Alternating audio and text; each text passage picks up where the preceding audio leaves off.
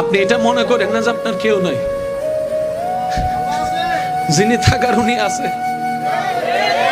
উনার নজর না থাকলে তো নিঃশ্বাসটা চলতো না, উনার নজরটা না থাকলে তো খাওয়ার স্বাদ বুঝতেন না, উনার নজরটা না থাকলে তো ডুকটাক গোলার নিচে নামতো না, উনার নজরটা না থাকলে খাবারটা তো ভাইয়া হজম হতো না। উনার নজর আপনার দিকে আছে। উনি আপনার শত্রুদেরকে সময় দিচ্ছেন আর এদিকে আপনার ধৈর্যের পরীক্ষা নিচ্ছেন।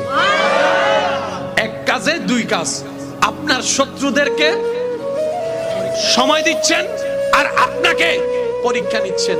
এবার আপনি বলবেন আমার তো কোনো অপরাধ নাই, বিনা অপরাধে সাজা কেন? তাইলে তো আপনার জন্য ডবল শুকরিয়ার বিষয়।